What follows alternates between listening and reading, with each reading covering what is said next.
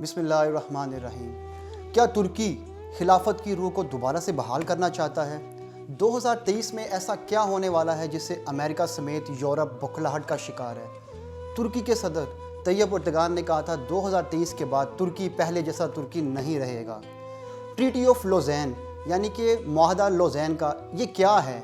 دوستو اس کو جاننے کے لیے ہمارے چینل کو سبسکرائب کر لیجئے، ساتھ بیل آئیکن دبا دیجئے تاکہ آپ کو آنے والی ویڈیوز کا نوٹیفیکیشن ملتا رہے۔ اس ویڈیو کے بارے میں جاننے کے لیے یعنی کہ ٹریٹی آف لوزین یہ کیا تھی، اس کو جاننے کے لیے ہمیں تھوڑا سا ایک ہسٹوریکل بیک گراؤنڈ دیکھنا پڑے گا، جاننا پڑے گا۔ میں آپ کو تھوڑا سا ہسٹری کا ایک اوور ویو دیتا ہوں۔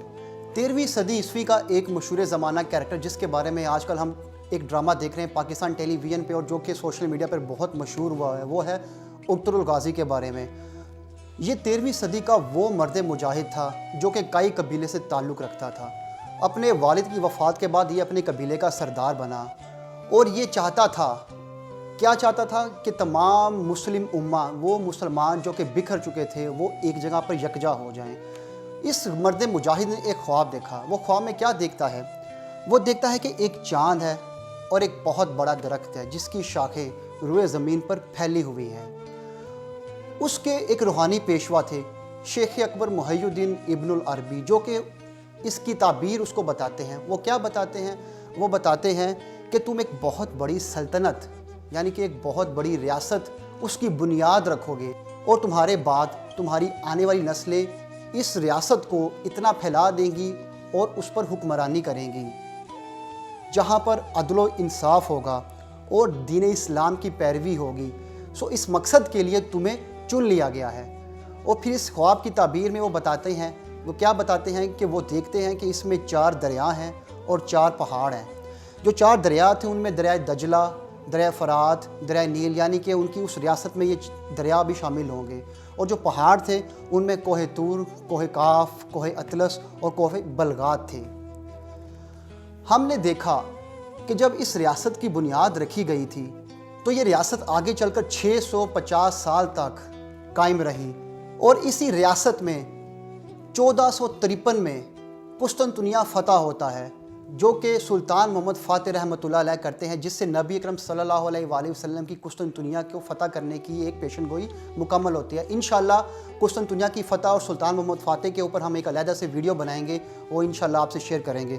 دوستو، ارطغرل کی وفات کے بعد اس کا بیٹا عثمان غازی بالکل اپنے باپ کی طرح نڈر اور بڑا بے باک مرد مجاہد تھا اور وہ عدل و انصاف کا بڑا خواہاں تھا۔ وہ چاہتا تھا کہ خلافت قائم ہو، لہٰذا اس نے کیا کیا؟ اس نے اپنے والد کے فتح کیے ہوئے علاقے اور وہ علاقے جو عثمان نے خود فتح کیے تھے وہاں پر اپنی ایک الگ ریاست قائم کر دی، کیونکہ وہ خلافت کو چاہتا تھا کہ دوبارہ بحال کیا جائے۔ لہٰذا خلافت عثمانیہ کے نام سے اس نے اس کی بنیاد رکھی۔ ان علاقوں میں حکومت جہاں پر اس نے قائم کی تھی وہاں پر خلافت عثمانیہ کے نام سے ایک نئی خلافت کی ایک ریاست وجود میں آئی تھی۔ دوستو، یہ 650 سال تک ہم نے جو تاریخ میں پڑھا ہے، ہم دیکھتے ہیں کہ 650 سال تک خلافت عثمانیہ رہی تھی۔ خلافت عثمانیہ کی جو وسعت تھی اس کا اندازہ اس بات سے لگایا جا سکتا ہے کہ یہ 3 بر اعظموں میں پھیلی ہوئی تھی۔ اس کا رقبہ 3 بر اعظموں تک تھا اور موجودہ دور میں 40 ممالک ایسے ہیں جو کہ اس وقت خلافت عثمانیہ یعنی کہ سلطنت عثمانیہ کے کنٹرول میں تھے۔ حجاز مقدس یعنی کہ خانہ کعبہ اور مدینہ منورہ بھی خلافت عثمانیہ یعنی کہ سلطنت عثمانیہ کے پاس تھے۔ ان کا ڈائریکٹ کنٹرول ان کے پاس تھا، یعنی کہ عثمانیہ سلطنت کے پاس تھا۔ پہلی جنگ عظیم میں عثمان امپائر کو جب بہت زیادہ نقصان ہوا تو اس وقت کے جو سلطان تھے، سلطان محمد وحید الدین، ان کو جلا وطن کر دیا گیا تھا۔ پورے خاندان سمیت سب کو جلا وطن کر دیا گیا۔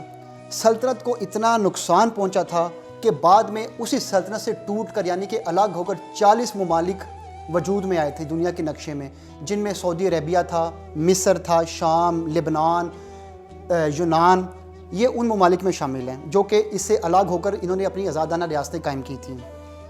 آل سعود کے پاس کنٹرول آ گیا تھا سعودی عربیہ کا، یعنی کہ مکہ مدینہ دونوں کا کنٹرول آل سعود کے پاس آ گیا تھا۔ اس میں ایک انٹرسٹنگ بات یہ ہے کہ آل سعود کے پاس کنٹرول آنے کے بعد انہوں نے ایک ایگریمنٹ کیا تھا ترکی کے ساتھ۔ وہ کیا تھا کہ حجاز مقدس میں جتنی بھی چینجز آئیں گی، یعنی کہ مکہ مکرمہ مدینہ منورہ میں جو نقشہ ہوتا ہے اس میں جتنی بھی چینجز آئیں گی اس کے تمام پتھر اور تمام اس کی چیزیں وہ ترکی کے حوالے کی جائیں گی، جتنی بھی اس میں چینجز آئیں گی، تاکہ ترکی اپنے اس وقت کو یاد رکھے جب اس کے پاس خانہ کعبہ مدینہ منورہ کی میزبانی تھی۔ دوستو، سلطنت عثمانیہ جب سٹارٹ ہوئی تھی، یعنی کہ شروعات میں، تو یہ بہت زیادہ پھیلی تھی۔ آہستہ آہستہ اس میں تھوڑا سا زوال آتا تھا۔ زوال جیسا کہ ہم سب جانتے ہیں کہ مسلمانوں کو سب سے زیادہ نقصان ہمیشہ میر جعفر اور میر صادق نے پہنچایا، یعنی کہ اپنوں کے اندر چھپے غداروں اور فطروں نے پہنچایا۔ اس کے ساتھ ساتھ کچھ ہمارے حکمران جو کہ عیاشی میں مبتلا ہو جاتے تھے، تھوڑا اپنے رستے سے، ٹریک سے الگ ہو جاتے تھے۔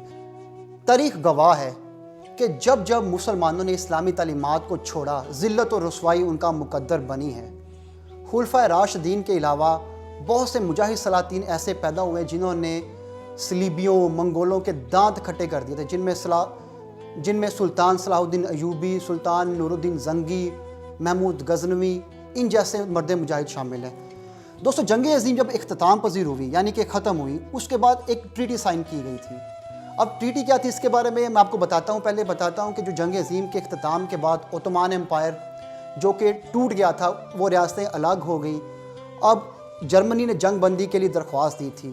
اب وہ جو درخواست دی تھی وہ ایک ٹریٹی کی شکل میں آگے 1923 میں آئی، جس کو ہم ٹریٹی آف لوزین بولتے ہیں، جو کہ سوئٹزرلینڈ کے ایک شہر لوزین میں سائن کی گئی تھی۔ یہ معاہدہ کیا تھا؟ اس معاہدے میں ایسا کیا تھا؟ وہ 5 نکات میں آپ کے ساتھ انشاءاللہ ڈسکس کرتا ہوں۔ ٹریٹی آف لوزین کیا تھی؟ میں آپ کو بتاتا ہوں۔ یہ ہے وہ معاہدہ جس کا پہلا پوائنٹ تھا، خلافت عثمانیہ کو مکمل طور پر ختم کر دیا جائے گا۔ تمام لیگل ایئرز، یعنی کہ جو جانشین تھے، ان میں سے بہت سوں کو قتل کر دیا گیا، کئیوں کو ملت بدر کر دیا گیا تھا۔ دوسرا، سلطنت عثمانیہ کے جتنے بھی ایسٹس تھے، یعنی کہ اثاثے تھے، خود ہی اندازہ لگا لیں کہ 3 بر اعظموں میں پھیلی اس سلطنت کے کتنے اثاثے ہوں گے۔ ان اثاثوں کو ضبط کر لیا۔ وہ ضبط کرنے والے کون تھے؟ برطانیہ اور اس کے حامی ممالک، اس کی جو الائڈ فورسز تھی، جن میں امریکہ تھا، فرانس تھا۔ انہوں نے ان اثاثوں کو ضبط کر لیا اور آپس میں انہوں نے اس کو تقسیم کر لیا تھا۔ ترکی کو، نمبر 3، ترکی کو ایک سیکولر سٹیٹ ڈکلیئر کر دیا گیا۔ سیکولر سٹیٹ یعنی کہ وہاں پر دین اسلام پر پابندی لگا دی گئی تھی اور خلافت کو بین کر دیا تھا۔ کہتے ہیں کہ کچھ سالوں تک وہاں پر اذان میں پابندی تھی، یعنی کہ عربی کی اذان دینے میں پابندی تھی۔ اس کے بعد جو ترکی کو سب سے زیادہ نقصان پہنچا وہ ان آخری 2 پوائنٹ سے اوپر پہنچا تھا۔ وہ جو معاہدے کے اندر آخری 2 پوائنٹس تھے وہ کیا تھے؟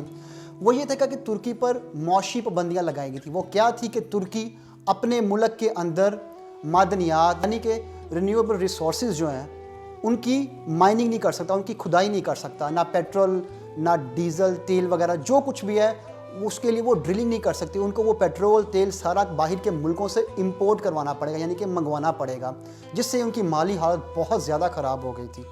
اور سب سے آخری اور سب سے امپورٹنٹ پوائنٹ وہ کیا تھا معاہدے میں؟ وہ یہ تھا کہ پرانا قسطنطنیہ اور موجودہ استنبول، اس کی جو بندرگاہ ہے باسفورس، اس کو انٹرنیشنل واٹر ڈکلیئر کر دیا گیا تھا۔ انٹرنیشنل واٹر ڈکلیئر کرنے کا مقصد یہ تھا کہ وہاں سے جتنے ابھی بحری جہاز تجارت کا کوئی بھی گزرے گا، سامان تجارت والا، ترکی ان سے ٹیکس وصول نہیں کر سکتا، ٹول ان سے نہیں لے سکتا۔ دوستو، یہ وہ معاہدہ لوزین تھا جو کہ ٹریٹی آف لوزین کی شکل میں 1923 میں سائن کیا گیا اور 1924 میں اس کو امپلیمنٹ کیا گیا تھا۔ 2023 میں اس معاہدے کی مدت پوری ہو رہی ہے، یعنی کہ وہ 100 سالہ معاہدہ 2023 میں مکمل ہو رہا ہے۔ ترکی اس کے بعد کیا کرنے جا رہا ہے؟